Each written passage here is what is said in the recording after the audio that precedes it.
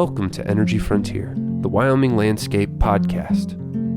Hosted by Dr. Holly Krutka, Executive Director of the School of Energy Resources at the University of Wyoming. The show highlights SER's role supporting our mission to promote energy-driven economic development for the state of Wyoming. Welcome back, listeners. Thanks so much for joining us. So today we are going to talk again about nuclear energy, such an exciting topic here in Wyoming. Today we have a very special guest. It's Jeff Merrifield. Jeff, thank you so much for joining us. Jeff is a former NRC commissioner and has a long and distinguished career. And so I'm going to welcome you, Jeff, to the podcast and appreciate if you tell our listeners a little bit about what you've done. Holly, thank you very much for having me. Yeah, my background really sort of goes back. I'm also come from a smaller population state. New Hampshire, up in the Northeast, is where I grew up.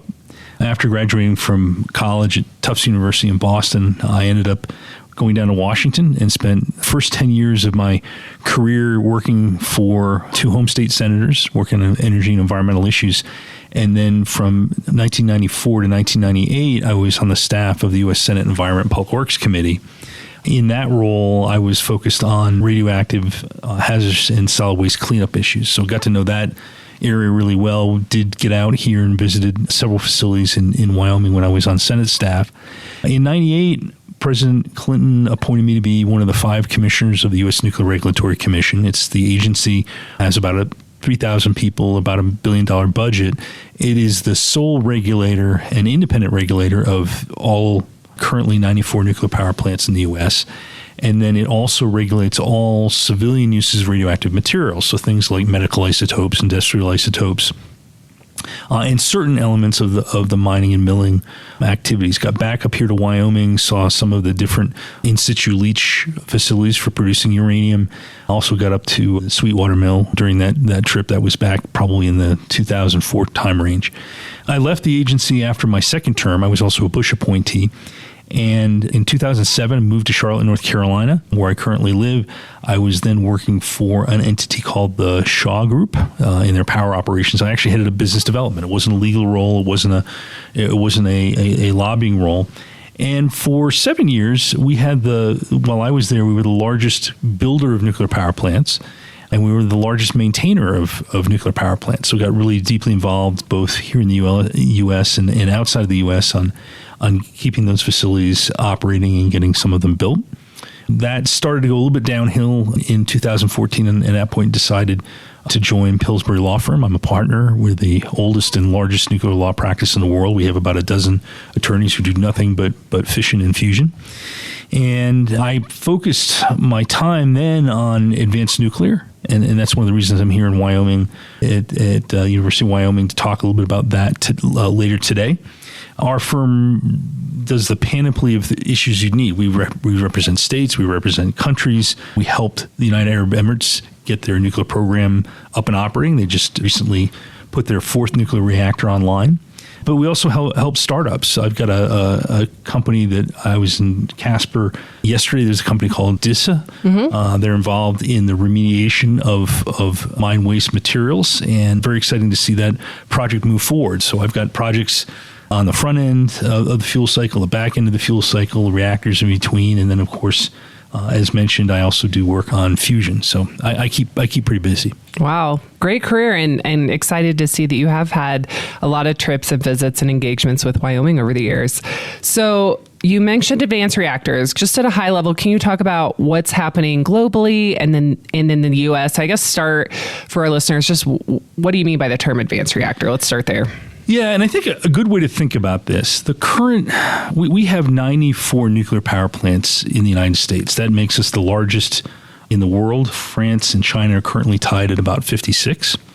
All of those are what we would call light water reactors. They use essentially tap water to provide both the cooling of the nuclear fuel as well as moderating it. Advanced reactors take a couple of different sizes and shape. The first one is sometimes you'll hear of a term called small modular reactors, and that really refers to the means in which they're built. So right. A lot more of the parts and pieces are built in a factory-like setting. There are a series of those that are in the range of anywhere between 10 and 600 megawatts. Most of them in sort of roughly about the 300 megawatt range. Westinghouse, General Electric, which are two historic producers, Holtec, which is a more recent one, and Rolls-Royce, all have models in that general range. The third slice of the group is really, when we talk about advanced reactors, these are really non-light water reactors in some terms. So they use things like molten salt, high temperature gas, or sodium or lead cooling. And these particular designs, one of the aspects of them, and by the way, they were all invented, they're not new. Right. These are all technologies that were developed by what was then called the Atomic Energy Commission, later the U.S. Department of Energy, in our National Labs program in the 1950s to the 1970s.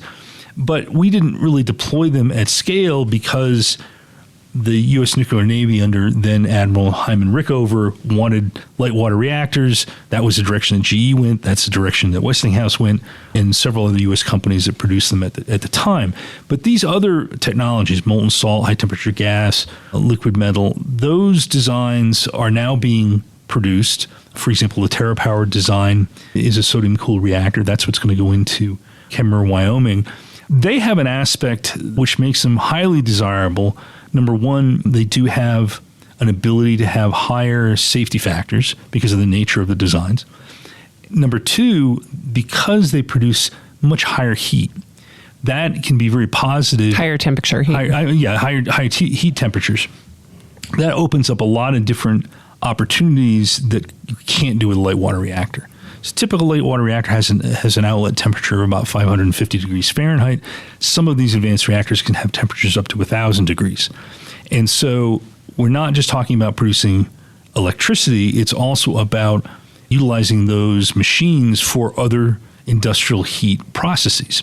Dow Chemical, for example, is deploying the X-Energy high-temperature gas reactor at a Seadrift site down in Texas, principally because they want to use that to boost the heat that they need for ethylene crackers, which really need about 1,600 degrees.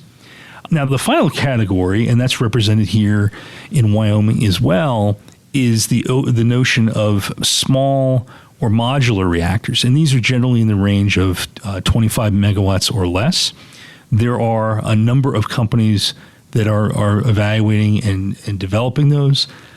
They are particularly useful for off-grid locations. Mm-hmm. So if you think of a Caterpillar diesel that's currently deployed for some of those activities, very remote mining, very remote oil and gas production, those could be deployed instead of those Cat diesels or other diesel engines and provide that necessary power. The Wyoming connection is there is an agreement between BWXT, which is a Lynchburg, Virginia-based company, and the state to assess the potential for deploying those in the total mining industry here in Wyoming. So a lot of different opportunities made available. There are. And so when did you start to see, or when did the world and the U.S. kind of pivot to start looking more seriously at these advanced reactors? Well, I've been sort of laboring in this particular field probably since the mid-2010s. Mm-hmm. And at that point, we were really trying to get folks' attention. We were working to get government funding to try to get some of these technologies moved out. I remember quite distinctly, I think it was in the spring of 2015, the U.S. government announced in the Obama administration it was creating something called the GAIN program, Gateway for Accelerated Innovation in Nuclear. Mark Peters, who's a friend of mine, he was the then director of the Idaho National Lab, made an announcement that they were going to put in $5 million to help spur some of these technologies. And Mark's a good friend of mine. He wouldn't object. At the time, I was somewhat dismissive of that because, the U.S. Nuclear Industry Council, which I am associated with and I chair right now, what we were saying is we need a lot more investment to get these technologies moving. It was a great program. It is still in existence at Idaho National Lab, and it is really good for incubating some of these technologies. In the interim time period, whether it was President Obama, President Trump, or President Biden, there has been increasing government support financially for developing and deploying these reactors, and that's been really, really positive. I would say it really began to accelerate probably about 5 years ago, and right now it really the speed at which it's coming forward is tremendous. My only regret is that some of these designs aren't further along in their licensing, because I think the market is really going to take off. Now, part of your question was, well, sort of why did this all happen? And the answer is, I think for many of the developers and for many of the supporters, the issue of how do we address global climate change and how do we decarbonize our economy in a way that's going to be resilient and reliable is pretty important. And I think there's been a significant amount of effort put on deployment of wind and solar. That's obviously, particularly wind is important here in Wyoming. But I think there is increasing recognition that nuclear, which has a 94 to 95% capacity factor, is going to provide that baseload power that can really help innovate. And advanced reactors, I think, are going to play a key role in that. And interestingly, the facility being built here in Wyoming is going to do more than baseload, because they have that heat storage that allows them really to ramp and support the grid in a more dynamic way too. So it even goes beyond the historic just baseload, but just dispatchable and reliable. And I think 94, 95% capacity factor, that then renewable energy is basically the most reliable form of electricity we have. Yeah, no, that's exactly right. That is an aspect of the facility that TerraPower will be deploying in Kemmerer for Pacific Core. They put a lot of time and effort into that particular storage methodology. And in the energy lexicon, we talk about something called the California duck curve. Yep. And it's that curve. You're very familiar with it. And really what it comes to is that time period, at least in California, between 5 o'clock and 9 o'clock in the evening when people come home, they turn on their air conditioners, they open their refrigerators, and they do the things where they plug in their electric vehicles. And all of a sudden you've got this huge ramp up in nuclear power, a huge ramp up in power. In demand. In power demand that can't be met with renewables. And that's, I think, part of what that's focused on. The only thing I would note, I think a number of other advanced reactor developers are thinking of the same thing. Yeah. The molten salt storage facility isn't particularly unique in that regard. Right. I do think TerraPower has been more forward-leaning on it. Yeah, the molten salt storage, it's not even really specific to nuclear energy. Right. It's just something that they're doing, and I think you made a great point. It has to do with the markets that they're intending to serve. And really, those markets have very high levels of solar that all comes off in terms of production all at the same time. So one other thing I would add, though, in that discussion, and this is an aspect of a number of the advanced reactor technologies, they do have a higher ramping rate. It's difficult, although not impossible, for a light water reactor to load follow, basically to try to follow what the demand peaks are. The French actually are quite adept at doing that, and they do ramp up and ramp down their nuclear reactors. Generally, in the United States, we take them to 100%, right, park them there, run them for 18 to 24 months for the whole fuel cycle, and then have what they call a breaker-to-breaker cycle at 100%. Now, some of these advanced reactor technologies, molten salt is a good example of this, they do have a much greater ability to ramp up and ramp down. Now, you sort of ask the question, well, is that really economically the right thing to do? And that's a separate choice you got to make. But there are some additional flexibilities with these advanced reactors that the current light water fleet does not have. And so when we look at these advanced reactors, and you started to talk about why now and what's happened over the last few years, but do you feel like is the U.S. in competition with the rest of the world to kind of be a leader in this? And like, what's happening here in the United States versus the rest of the world? Is this something that's being looked at all over the place, or how do you see our place in the global role? I think we're relatively well positioned. I think we have the potential to be a leader in large scope, but I would make some caveats to that. The Chinese, for their part, have been pursuing molten salt reactors, high-temperature gas reactors. They have a large high-temperature gas pebble bed reactor that they're going to be operating at power relatively soon. So in that regard, they are ahead of us in actually getting one producing electricity. I think in the end, though, I think the depth of technology development we have in the United States is quite extraordinary, and the level of support that the U.S. government has exhibited has been really eye-opening. When I was first a young congressional staffer, that was in 1986. It was not long after the Chernobyl accident, and the level of support in the United States for nuclear was pretty much near a low. This year, the ADVANCE Act that I mentioned before, which is a series of pro-nuclear measures undertaken by Congress, that was voted out of the U.S. Senate by a vote of 88 to 2, 2 being Ed Markey and Bernie Sanders, who are historically dedicated to the anti-nuclear movement. So the level of support in Congress is extraordinary. The number of bills that have been introduced in the last several years is well over 100. And so these, I think, are very positive steps in the effort. Now, there's a major change that has been made in the last year, maybe 2 years, that changes the dynamic. There are, by my measure, probably at least 7 or 8 or more companies out there that are not U.S. utilities, but who are seeking to develop sites for putting up nuclear power plants. One recent announcement was made by an entity called the Nuclear Company. They have a proposal to potentially build as many as 6 large 1,000-megawatt reactors at sites where there are typically currently existing nuclear power plants. And is that the light water technology? That's light water. Okay. In fact, they're likely, certainly potentially use the Westinghouse design that was deployed by Southern Company at the Vogtle site, units 2, 3, and 4 that recently began operation. But that's 5 years ago. If you'd asked me, would we be building more 1,000-megawatt nuclear power plants, I would have told you I didn't think that was going to happen. But I think there was a line of sight on that. Now the question is, why is that phenomenon happening? Well, if you look at the number of announcements, companies like Microsoft, Amazon, ChatGPT, recently NVIDIA, Nucor, which is America's largest steel company, all have made announcements that they are willing to consider nuclear power plants for the operation of the facilities they need.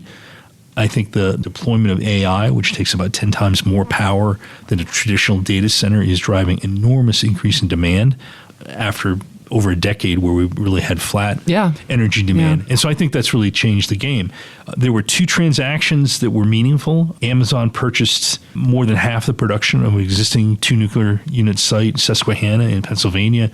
And just last week, announcement that Microsoft was going to work with Constellation Energy to bring back TMI Unit 1, which was shut down several years ago, to be particularly dedicated toward their needs for these data centers. Those are huge announcements. Yeah, yeah. So, okay, for all this to happen, and you already mentioned some of the action Congress has taken, can you talk about the existing regulatory framework? How do these advanced reactors, how are they going to get licensed? And how does what's happened at the past at NRC play into looking forward and trying to understand how? I mean, do they need a totally different process for licensing? Talk about where that all stands. All right. So the current fleet of reactors, with the exception of the 2 new units of Southern Company at Vogtle, were all licensed under what is called Part 50. This is the traditional licensing process at the NRC. It's a 2-step licensing process. First, an applicant, typically a utility, will come in and seek a construction license. So they'll want to get a permit for a design to be located at a specific site. They would then go ahead, once they receive that license, and that license would be subject to a potential for a hearing and challenge by the public. But once that license was received, then the utility with its selected design and EPC company would go ahead and build that plant. Once that plant was near completion, they would come back to the NRC and seek an operating license. That would then also have the potential for another public hearing and challenge. Once that was granted, then they would bring the plant up and begin to operate. Mm-hmm. That is a traditional process. It did bog down a little bit, particularly after 3 Mile Island and Chernobyl, when the NRC was changing some of its regulations on nuclear power plants. And I think some of the economic issues that we were running into in the late 70s and early 80s.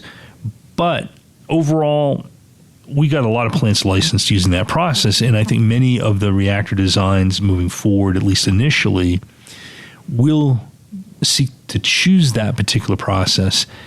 And they're doing that in part because, you don't have to have every single element of the design complete to begin it. So you can make changes as construction is underway.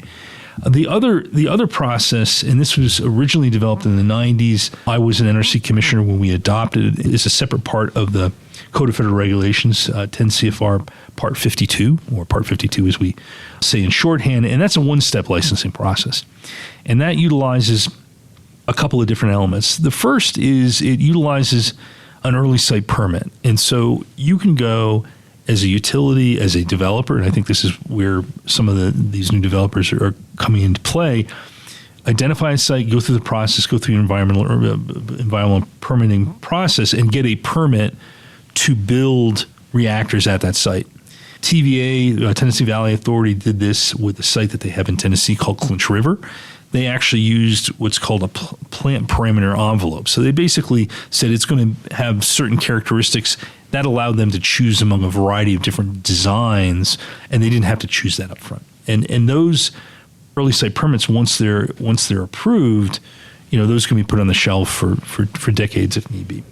The second thing is you can license the design. You can have a combined operating license design or standard design certification. And a design certification basically says, okay, we've had the NRC review that, and once the approval for that design is given by the NRC, that certified design, that too can be put on the shelf or it can be implemented.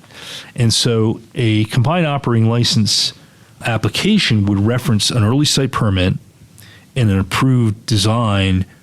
Once you go through that process, it's subject to a hearing. But once you receive approval for that combined operating license, you can go ahead and build it. And when you're done building it, you can operate it. Now, there are some inspections, really detailed inspections you have to go through before you would be able to operate it, but it's not subject to an additional public hearing. Mm-hmm. And one of the things about that particular process is it does take some doubt out of the way. Is this a design that ultimately is going to be able to be operated? Once the NRC has granted the approval for the design itself, it will. So each of them have their own pluses and minuses. Now, several years ago, the Congress said, okay, we think we ought to have a new process for advanced reactors. The agency has been endeavoring to create a Part 53 that would be focused on advanced reactors. A lot of industry back and forth on that over the last 3 or 4 years. The NRC staff has a draft version of that rule. I'm not certain whether that's been made publicly available yet, but it's imminent if it hasn't. They were very close to it. We'll see where that process goes. Okay. So the advanced reactors moving forward now, they're not using that new proposed process? No. Okay. I would say, now there may be an exception or two to that, but I would say most of the advanced reactor developers have indicated they're either going to use Part 50, which is a 2-step license, or Part 52, which is 1-step license. Great. Okay, well, moving from licensing, I can't help but ask. So you are external counsel for the Fusion Industry Association. Can you tell me a little more about that? Yeah, so the Fusion Industry Association was really begun a handful of years ago. The intention was to bring together the fusion industry, which is focused on the commercialization of fusion designs, and speak with one voice on things such as regulation and how government should try to support these fledgling companies. There's been an extraordinary amount of investment, probably in the neighborhood of $5 or $6 billion in the investment community on a number of these fusion designs. There are prototypes, non-power prototypes, which are being built as we speak. And there was a major effort of which I was directly involved that is going to help enable a smoother deployment of these reactors, of these machines. And that is the licensing process that would be used by the Nuclear Regulatory Commission. There was a lot of questions several years ago about how would the NRC go about licensing these designs. And there were some, including some within the NRC staff, who felt that they should simply utilize the existing process under either Part 50 or 52 and make modifications to that to accommodate fusion designs. Our law firm put together a white paper, which I was involved with, that basically said, we don't think that's the right process. The NRC also licenses accelerators, and we felt that was a better methodology for utilization for these fusion facilities, because they don't have fuel, they don't create high level waste. There's a whole variety of much less, they have less significant safety challenge than light water reactors do. So we essentially had a process that we went through to appeal to the NRC to go down that road, and ultimately the NRC commissioners followed that advice, and they said that yes, we were going to use that Part 30 process that we use for accelerators for fusion facilities that has a much lighter regulatory footprint.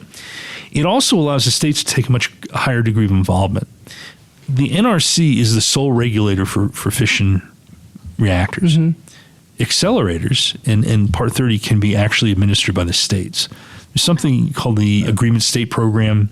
This actually dates back to the 1950s when Congress said for the non-reactor issues that are regulated, those could be regulated at the state level. And so 38 of the 50 states actually are agreement states and have responsibility for that. And so the principal activities right now and regulation of these early stage fission commercial facilities are being focused on by California, Washington State, Massachusetts, Wisconsin, and others who have fusion developers in their states and communities. Okay, a lot to unpack there. Not everyone's familiar with an accelerator, so just high level, what is that?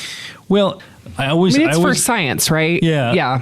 I'm sorry? They're created mostly for science to learn about what happens at the atomic scale.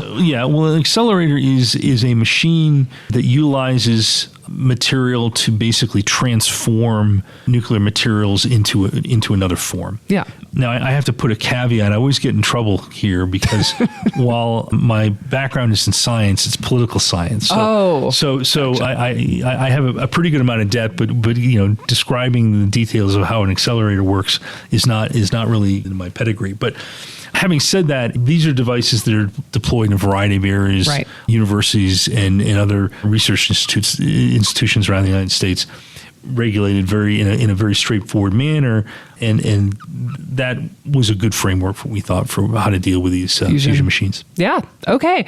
Well, I actually didn't even realize that the NRC approved licenses for accelerators. So very interesting. So, okay, we've talked about fission, light water reactors, advanced reactors. We've talked about fusion. We've talked about accelerators, covered a lot of ground. Let's talk a little bit about Wyoming and our opportunities here in the state. And so you've seen and been part of the nuclear energy sector for a really long time. Wyoming has never had a commercial nuclear power plant. And here we are having an advanced reactor under construction today. Of course, we at the School of Energy Resources, we do polling. We think that Wyoming folks are very literate when it comes to energy, and having a large uranium production history here in Wyoming is really helpful to folks being open-minded about nuclear energy and energy in general, quite frankly. So what are your thoughts? Let's just start with uranium in terms of the importance of restarting uranium production at significant levels and exploration and starting here in Wyoming. Yeah, well, Wyoming, has, as you mentioned, has had, a long history in the production of uranium dating back to the very early days post World War II, and at the time, those activities were underseen by the Atomic Energy Commission.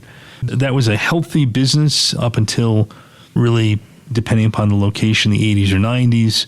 We got to a point where both the U.S. and Russia, through the Plowshares program, really what we were doing was we were saying, okay, we have this excess inventory of uranium from former nuclear weapons. Let's utilize that to make energy. That had a very negative impact to the uranium industry and other parts of the fuel production, the fuel cycle on what we call the front end. The war in Ukraine obviously changed that dynamic. And we as a country made a decision that we were moving toward eliminating all Russian fuel from coming into the United States. And that's about 20% of the supply. Many of our allies in Europe or elsewhere are making that very same decision. And that is having a meaningful impact on the market. The price of uranium is way up. And I think that's giving the market signals to a number of uranium producers, both in the U.S., Canada, and elsewhere, to bring production back online that had been shut down, or to move forward with new uranium mining facilities that had not yet been tapped. So I think there's a lot of opportunity for the state of Wyoming in that regard. Now, in terms of the advanced reactors moving forward, I had an opportunity yesterday, driving, I had a lot of time in the car driving between Cheyenne and Casper. I did end up in Mills, which is a suburb of Casper. And when you drive through there, you see the sheer number of fabrication and manufacturing companies are associated with oil and gas production that currently is undertaken here in the state. And so I think many of those companies could potentially consider modifying their capabilities, seeking the appropriate permits and quality control requirements to be able to provide those kind of capabilities to the nuclear industry. And so I think that would be an area where you could have very large components, not necessarily the most critical components in a nuclear reactor, but there are lots and lots of parts and pieces that certainly could be built here in Wyoming. And obviously you've got a great train system running through the state. You could put it on a train and send it anywhere around the country, around the world. So I think that would be an area in particular where I think you could get some really good jobs coming out of that. Now, there are other discussions, I think, in the legislature about, could Wyoming serve as a location for potentially hosting an interim facility for the storage of used nuclear fuel? A lot of companies are talking now about, should we begin the idea of recycling some of that material, since so much of the energy remains even after it's been used in the nuclear reactor. So I think if you look at the value chain, both on the front end with uranium, potentially production of fuel, potentially providing parts and pieces and people that could be involved in getting nuclear reactors built, and then some of the back end issues, either recycling fuel or serving as an interim facility for storage of used nuclear fuel. Those are all areas I think Wyoming can certainly play a part. And obviously the state has put a lot of time and effort into evaluating that, and I suspect that will continue to move forward. And don't forget the power generation side. And the power generation side. And that's kind of that, and uranium production are what this is all going to build off that foundation. And you earlier mentioned a project already underway looking at the manufacturing side for components funded by the Wyoming Energy Authority to be WXT, a really large nuclear manufacturing entity. Yep. And so, as you said, they're looking at really components that could be created to enable nuclear energy to support the Trona sector.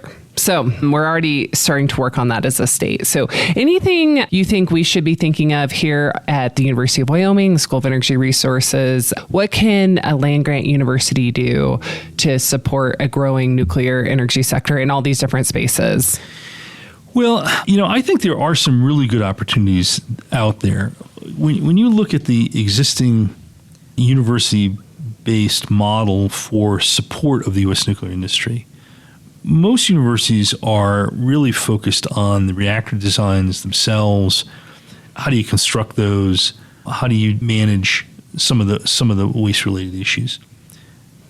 This university, because of its capabilities in oil and gas production and really understanding a lot of what goes on underground, I think there's some real opportunities for more thought leadership on how do you deal with the early stages of the uranium cycle. One area I think is going to need some attention is the milling of uranium. We got lots of mines. We don't have a lot of mills, and I think there will likely be a demand for bringing some of those back on board, or creating more modernized, innovative processes for milling those uranium-based materials. And so I could see that as an area where the university could have some capabilities that would be unique and impactful. Similarly, on the back end, as you think about recycling of used nuclear fuel or storage of used nuclear fuel, some of the things that are being talked about also involve deep placement of materials. We've been challenged with siting Yucca Mountain for decades. I don't know if that's ever going to open, but there are other technologies out there that are being developed that might allow more in situ placement of that. And I think the geologic and other capabilities that the university has could be well placed in that area as well. Interesting. Good feedback. The other area, of course, that we as a university will be focusing on is workforce. And interestingly, we have really strong indications that University of Wyoming students are really interested in this sector. So last academic year and this semester, we have offered a Fundamentals of Nuclear Energy course. And this semester, this fall 2024, our students are really lucky because Idaho National Lab is sending over experts on a weekly basis to come talk to our students. It's a very difficult elective, and we have great enrollment. So we know our students are interested, and we're we're pursuing different options and credentials that we can provide to them.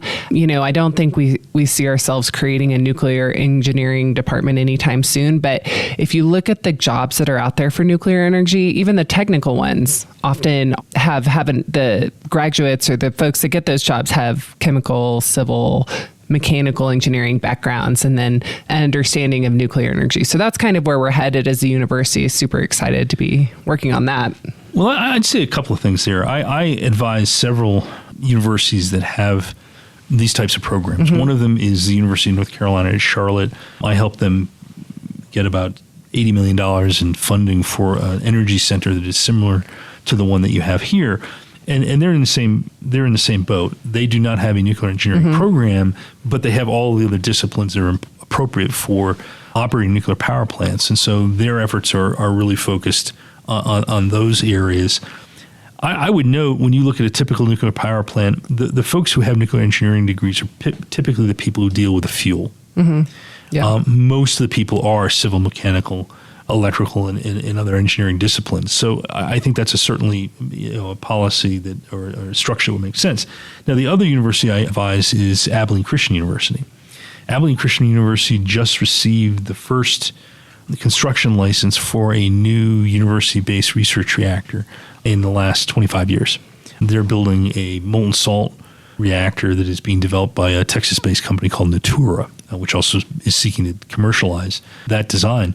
They're not creating a nuclear engineering department either, or I don't think we'll be having nuclear engineering degrees, but they're going to use that reactor for developing a lot of medical technologies and other areas and creating a cadre of students who are going to have that capability. So it's certainly not out of the question. The state of Wyoming may decide down the line, maybe you do want to have your own research reactor, and it's certainly something that you could do, and my law firm would be more than happy to help. I was going to say, how do we get in the queue for that $80 million of support? We'll talk about that after the podcast, but we are really lucky that the Wyoming legislature has stepped up twice to help us really build capacity here at the university, focus on nuclear energy, and we have to do that with everything happening in the state. So we'll make sure to talk about that offline. So for our last question, you have spent quite a bit of time in Wyoming during the course of your career. Do you have a favorite place you like to visit here? That's a tough question. It's sort of like asking me, which of my three children do I like the best? And that's a hard one to answer. I tell you what, I enjoy visiting Wyoming because it shares a lot of DNA with my home state of New Hampshire, although it's quite different, right? New Hampshire is the most heavily forested state in the nation, 87%. Not so much here in Wyoming. But I'll tell you, I think the connection definitely leads back to energy. Yesterday I was driving up from Cheyenne to Casper, and here you've got a state where you've got windmills, you've got oil and gas production you can see from the roadways. You pass unit trains of coal. I passed the Dave Johnson coal plant in Glen Rock. I was up in Casper with my friends at DISA looking at this technology for cleaning up former uranium waste sites. Uranium mining facilities not too far away either. So just such an enormous diversity of energy-related disciplines in this state. And I think it really sort of brings to mind, when you look, taking that drive of the grit and determination that it took to settle the state.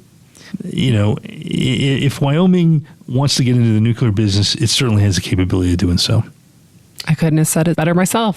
Jeff, thank you so much for joining us here at the School of Energy Resources and for doing this podcast. My pleasure. Look forward to coming back. Thank you for listening to this episode of Energy Frontier, the Wyoming Landscape, the podcast that highlights the School of Energy Resources at the University of Wyoming. You can expect a new episode of Energy Frontier every Wednesday on Apple Podcasts, Spotify, or wherever you listen to podcasts. See you next time.